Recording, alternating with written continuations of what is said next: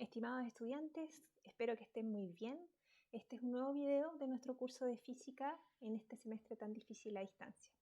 Hoy día vamos a hablar de dinámica. En la primera clase de dinámica vamos a tener dos de estas. Hasta ahora nos hemos ocupado de cinemática, ¿cierto? Y habíamos definido la cinemática como aquella parte de la física que se ocupaba de describir el movimiento de un cuerpo o de un móvil, de lo que sea. Y por describir el movimiento nos habíamos referido a decir si éramos capaces de encontrar una ecuación, ¿cierto? O una función que describiera o que nos permitiera saber y predecir dónde estaba para cada momento de tiempo. ¿Qué velocidad tenía para cada momento de tiempo? ¿Cómo evolucionaba esta velocidad? ¿Era constante? ¿Era variable? De eso habíamos también sacado la noción de tener la aceleración, que era cierto el vector que nos hacía saber cómo podía cambiar la velocidad en el tiempo. Pero lo que no sabíamos hasta ahora y no nos habíamos preguntado era por qué se mueven. ¿Ya? Tenemos un objeto que se está moviendo, podemos describir su movimiento, pero ¿por qué esto ocurre? Y de eso se va a tratar esta serie de clases. Entonces, les voy a recordar que, por ejemplo, habíamos visto un objeto que caía desde un edificio, como esta bolita que estaba acá, y caía efectivamente siguiendo una ecuación de movimiento general que nosotros habíamos descrito de esta manera que está acá. En este caso, ¿cierto? La aceleración correspondía a la aceleración de gravedad que la habíamos definido como 10 metros partido por segundo cuadrado, un vector que en este caso apunta hacia la Tierra y por ende va a tener un signo negativo según J. Tongo porque apunta en el sentido opuesto del eje de la Y. Todo eso lo habíamos visto en los videos anteriores. Entonces teníamos esta bolita, ¿cierto?, de la cual podíamos describir su movimiento con esta ecuación de movimiento. ¿Por qué se movía esta bolita? ¿Por qué salía desde el techo, desde el edificio y se dirigía hasta el piso? Bueno, porque existía esta gravedad, ¿cierto? Y nosotros podíamos entonces, sabiendo esto, describir precisamente cómo era el movimiento en el tiempo, ¿cierto? Cómo variaba la altura, ¿cierto? La posición de la bolita en el tiempo en un gráfico de este tipo. Podíamos ver también cómo variaba la velocidad y aquí podemos ver que la velocidad aumentaba a medida que aumenta el tiempo. Está en negativo porque una vez más la velocidad apunta en el eje opuesto del eje de la Y, por lo tanto era una velocidad que aumentaba su módulo pero en los negativos. Y una aceleración que también era negativa y constante que era igual a la de gravedad. Todo eso habíamos aprendido a hacerlo en las clases anteriores. También vimos el caso de un movimiento que llamamos movimiento de proyectil, que era un poco más complejo porque era, por ejemplo, lo que ocurre cuando nosotros lanzamos una bola de cañón o pateamos una pelota, ¿cierto? Porque tiene una trayectoria que es parabólica, ¿cierto? También por eso lo llamábamos movimiento parabólico. En este caso, la velocidad era en dos dimensiones. Y teníamos entonces, si nosotros graficábamos nuestra velocidad, aquí está el eje Y y aquí está el eje X, en este caso, no el tiempo, ya, ojo con eso, el X. Teníamos que nuestra velocidad inicial, que está marcada aquí con este vector en rojo, tenía dos componentes, ¿cierto? Una componente en el eje Y y una componente en el eje X. Y si nosotros dibujábamos estas distintas componentes a lo largo de la trayectoria, nos dábamos cuenta de que la velocidad en el eje X se mantenía constante e inalterada durante todo el movimiento. Sin embargo, la velocidad en el eje Y iba disminuyendo hasta que incluso pasaba por un momento en que se hacía cero, que era el momento en que el objeto alcanzaba la altura máxima. Y también resolvimos problemas con respecto a eso.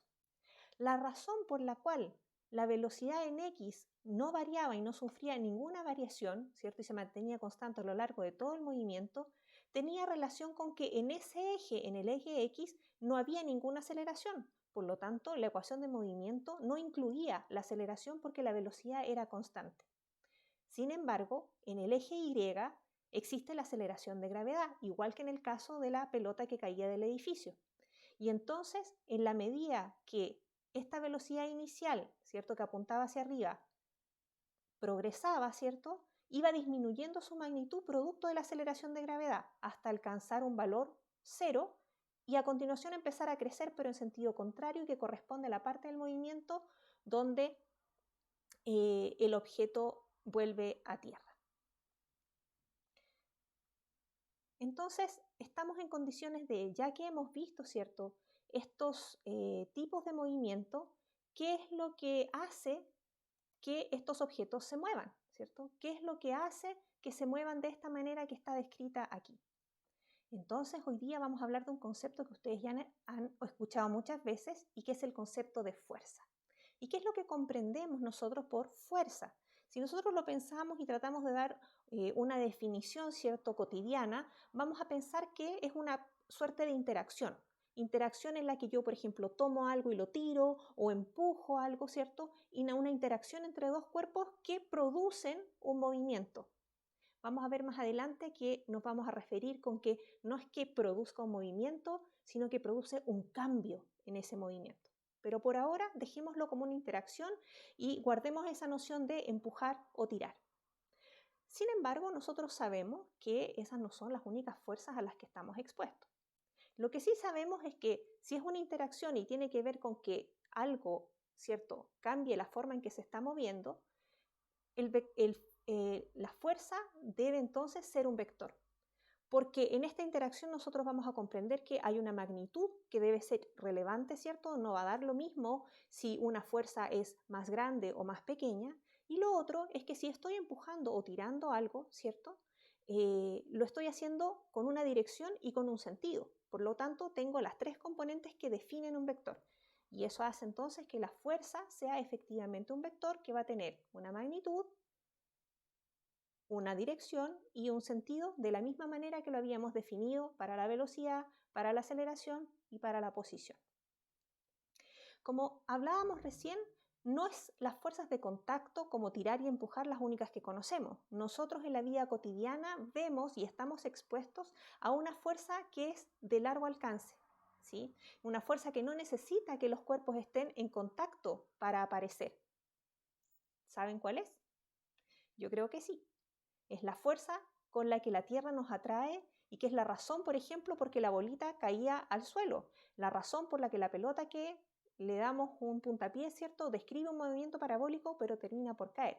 Esa es una fuerza que podemos llamar de campo o de distancia y que no necesita que los dos cuerpos estén pegados, no necesita que estén interactuando físicamente, sino que simplemente necesita que estén cerca lo suficiente para que se vean, entre comillas, ¿ya? Para que esa fuerza pueda aparecer.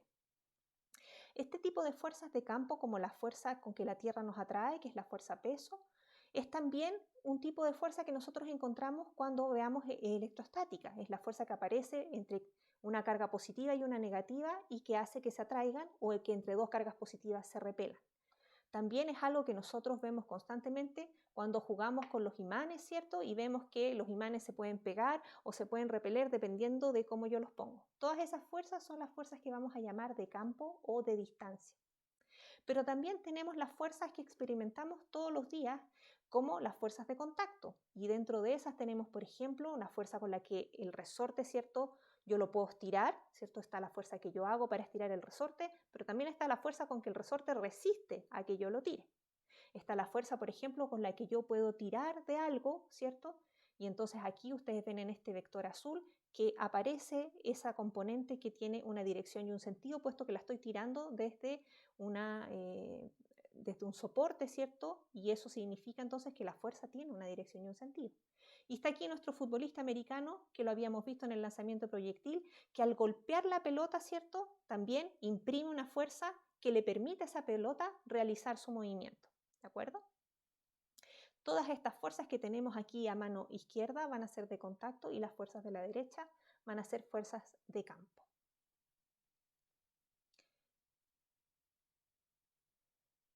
Teníamos entonces que una de las fuerzas que son interesantes para nosotros y que las vamos a usar y que las veníamos usando de antes sin haberlo dicho, es la fuerza de gravedad. Y por ejemplo aquí tenemos nuestro árbol y una manzana que cae.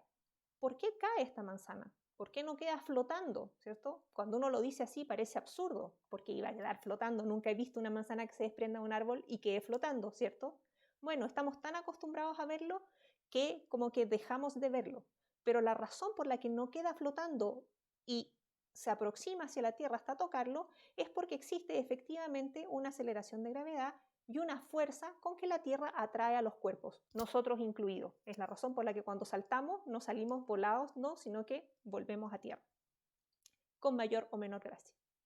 Esta fuerza, ¿cierto?, con la que la Tierra atrae a los cuerpos, la vamos a llamar fuerza peso y vamos a volver sobre ella en un ratito más en unas diapositivas siguientes.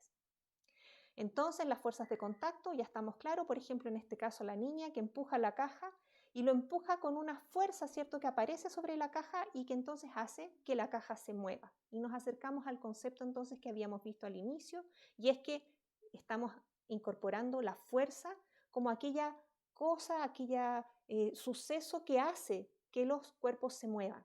Entonces, si esta caja estaba inicialmente detenida, esta niña aparece, la empuja y la caja se empieza a mover. Eso tiene que ver con lo que nosotros vamos a comprender como fuerza. Habíamos dicho, ¿cierto?, que la fuerza es un vector y como tal tiene todas las propiedades que habíamos descrito ya para los vectores y que vamos a aprovechar de repasar. Por ejemplo, si existen varias fuerzas que actúan sobre un cuerpo, estas se superponen o, dicho de otra manera, se suman vectorialmente. Por ejemplo, nosotros tenemos aquí un dinamómetro, que ustedes lo ven dibujado acá, es un dispositivo que sirve para medir fuerza, que es como las balanzas que uno ve en la feria, ¿cierto?, donde marca la masa, el peso, pero que en el fondo tiene un indicador, ¿cierto?, de si el resorte de abajo está más o menos estirado. Este tipo de dispositivo yo puedo colgarle algo, ¿cierto?, y generar una fuerza que vamos a llamar F1. También puedo tener una fuerza de magnitud mayor, en la misma dirección de sentido, que podemos llamar F2. Y si yo aplico ambas fuerzas juntas, F1 y F2, lo que voy a tener es que lo que siente, ¿cierto?, esta pesa que estoy tirando, este dinamómetro, es como si yo estuviera tirándolo con una fuerza que va a ser la suma de F1 más F2. Es decir, va a aparecer una fuerza que es la suma, ¿ya? Esta fuerza no es real, es una fuerza equivalente, ¿ok?, que es igual a la suma de las dos. En este ejemplo están alineadas y están en la misma dirección y sentido, ¿cierto? Pero también puede darse el caso que no sea así y tener, por ejemplo, una fuerza F1 que esté en este caso apuntando hacia abajo en el eje vertical y una fuerza F2 que esté apuntando horizontalmente en el eje horizontal, ¿cierto?, hacia la derecha. En este caso, si yo tengo la aparición de estas dos fuerzas, también si yo quiero calcular cuál es la fuerza resultante sobre este cuerpo, las voy a sumar vectorialmente, solo que en este caso voy a tener que considerar las componentes para poder llegar, ¿cierto?, a este vector F que va a tener una cierta inclinación y que va a ser la suma vectorial de estos dos. Si lo vemos con números, chiquillos, les podemos ver que si, por ejemplo, la fuerza F1 vale 1 en una unidad arbitraria, porque todavía no hemos definido las unidades de la fuerza. Si la fuerza F1 vale 1 y la fuerza F2 vale 2, tenemos que la fuerza resultante de la aplicación de las dos fuerzas al mismo tiempo será F1 más F2. Entonces lo que va a sentir este dinamómetro es como si le estuviera aplicando, ¿cierto?, una fuerza de magnitud 3. ¿Sí? Porque es la suma de las dos que están en el mismo sentido y dirección. Se suman las magnitudes, se suman los vectores. Pero si tenemos el otro caso que habíamos visto en el que está inclinada y con las mismas magnitudes de la fuerza, si yo quiero saber cuál va a ser la magnitud de esta fuerza resultante, ¿cierto?, que va a ser la suma, ¿cierto?, de F1 más F2, vectorial, la suma vectorial, yo sé que la magnitud resultante va a ser la suma, pero la suma vectorial. ¿Y cómo sumábamos las magnitudes de los vectores? ¿Cómo sabíamos la magnitud del vector resultante? Bueno, hacíamos lo que era el cálculo, ¿cierto?, de la magnitud de un vector que tiene componentes. Entonces, la magnitud de esta fuerza resultante, que es la suma, será la raíz cuadrada de F1 al cuadrado más F2 cuadrado. Perdón, aquí faltan los cuadrados, pero acá está 1, que es 1 al cuadrado, más 2 al cuadrado, que es 4, y me corro un poquito, y ahí ustedes tienen que esto es igual a 2,24. Si se fijan, el hecho de que estas dos fuerzas no estén alineadas y que estén en direcciones opuestas hace que la fuerza resultante tenga una magnitud que va a ser menor que en el caso que sí están alineadas y en el mismo sentido. ¿ya? Y eso es algo que es interesante de la fuerza y que tenemos que mantener bien presente siempre que estemos trabajando con varias fuerzas al mismo tiempo. Me vuelvo a mi lugar.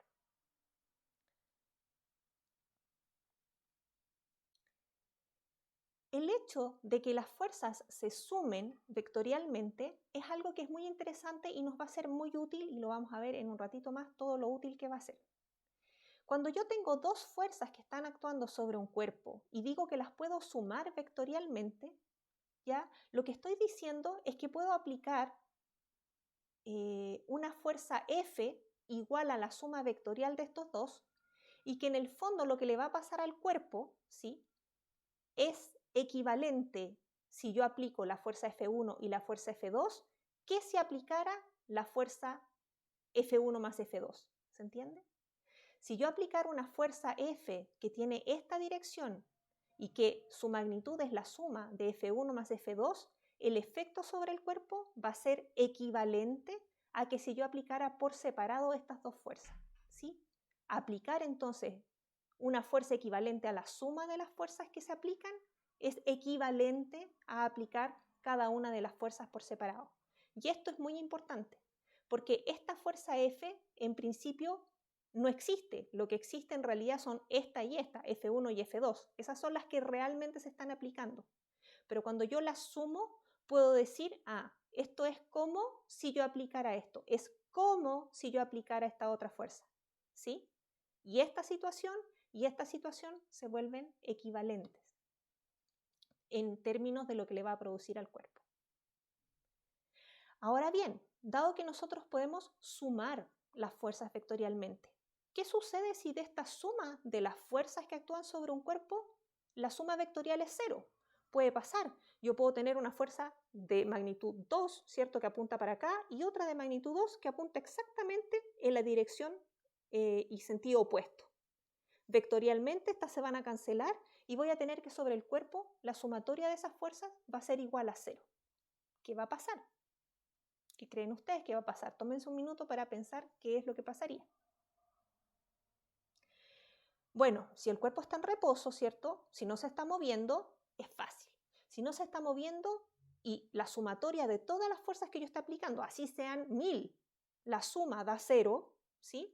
Significa que me pueden estar tirando por acá, me están tirando por acá, me tiran de acá, me tiran de allá, me tratan de levantar, me empujan ya, pero la suma de todo eso es 0. Yo me voy a quedar tal cual. Es decir, si la suma de todas las fuerzas que actúan sobre un cuerpo en reposo es 0, el cuerpo seguirá en reposo, ¿sí? Pero ¿qué pasa si el cuerpo se está moviendo? Si ustedes tienen un auto que se está moviendo con una velocidad constante, v igual a 5 metros partido por segundo, y se está moviendo constantemente con esa velocidad, es decir, no está acelerando, no está cambiando el módulo de su velocidad, ni la dirección, ni el sentido. V vector igual constante. Y la fuerza que actúa sobre ese cuerpo, sobre ese auto, también da 0. Yo no estoy diciendo que no se apliquen fuerzas. El cuerpo tiene una masa, por lo tanto tiene un peso, etc. Pueden haber muchas fuerzas actuando sobre él, pero la suma de todas ellas da 0. ¿Qué pasará con ese cuerpo? La verdad, y yo creo que ya se lo imaginan, es que al igual que en el caso anterior, si se estaba moviendo con una velocidad constante y la suma de las fuerzas que actúan sobre él es 0, seguirá moviéndose con la misma velocidad. Y esto nos da una lección que es muy importante, chicos. Cuando la suma de las fuerzas que actúan sobre un cuerpo es 0, el cuerpo sigue haciendo lo mismo que estaba haciendo antes. Si estaba en reposo, seguirá en reposo. Si estaba con una velocidad constante, seguirá con esa velocidad constante. ¿Ok? Y de esto vamos a hablar un poquitito más también. Por ejemplo, aquí tenemos un caso de un libro, ¿cierto? El libro está puesto sobre una mesa y dado que está sobre esta mesa, aparecen fuerzas. ¿Cuáles fuerzas aparecen? Bueno, el peso, obviamente, porque la mesa está sobre la tierra. Pero también aparece una fuerza, que es la fuerza que ejerce la mesa sobre el libro, ¿cierto? Si yo me apoyo sobre una mesa, si esta es una mesa y yo me apoyo, ¿cierto?, para que no pase de largo, la superficie también ejerce una fuerza que soporta el cuerpo que está encima, Y a esa fuerza la llamamos fuerza normal. Y como el cuerpo no se está moviendo, ¿cierto? No está pasando nada, yo estoy viendo aquí y la fuerza de peso en este caso es igual a la fuerza normal. La suma, ¿sí?, de las fuerzas es 0, pero la fuerza normal no es 0 y la fuerza peso tampoco es 0, pero la suma de las dos sí lo es. Por lo tanto, vamos a decir que la sumatoria de las fuerzas es 0. Y a esta sumatoria de fuerzas de aquí en adelante le vamos a llamar o sumatoria de fuerzas o fuerza neta, ¿sí? Y esto es algo que vamos a seguir usando como terminología. Entonces, la sumatoria de fuerzas, que en este caso sería la fuerza normal más la fuerza peso como vector, esa suma es igual a 0. Y por lo tanto, la fuerza neta que actúa sobre este libro también es igual a 0. Por lo tanto, si estaba en reposo, con velocidad 0, seguirá de la misma manera, en reposo. De aquí, nosotros podemos pasar a lo que es la primera ley de Newton, ¿sí?, en la que Newton describe que si la sumatoria de fuerzas que actúan sobre un cuerpo es igual a 0, vamos a decir que el cuerpo está en equilibrio, ¿ya? En equilibrio porque sigue permaneciendo, o permanece más bien, en el mismo estado que estaba antes, ¿sí? Hay un montón de fuerzas que pueden estar actuando sobre él, pero si la suma de todas ellas es 0, es decir, si la fuerza neta sobre el cuerpo es 0, el cuerpo entonces está en equilibrio. Y si eso ocurre, ya dado que la fuerza es un vector, se debe cumplir también que la sumatoria de fuerzas en cada componente es 0. ¿Qué quiero decir con eso? Si las fuerzas que actúan pueden actuar desde distintas direcciones y sentidos, ¿cierto? Y como yo las puedo sumar, finalmente voy a sumar las componentes igual que sumaba las velocidades, igual que sumaba todo, ¿cierto? Todas las componentes en y con los y, todas las componentes en x con las x, ¿sí? Y de ahí voy a tener una fuerza neta que va a tener una componente en y una componente en x, ¿de acuerdo? Y si la sumatoria de fuerzas como vector global es 0, también se va a cumplir que la sumatoria de fuerzas en x tiene que ser 0, o sea, todas las componentes x tienen que ser, la sumatoria de todas las componentes x tienen que ser 0, y la sumatoria de todas las componentes en y tienen que ser 0. Vamos a dejar este video pausado hasta aquí y vamos a partir en el siguiente video desde esta diapositiva. Nos vemos en un momento.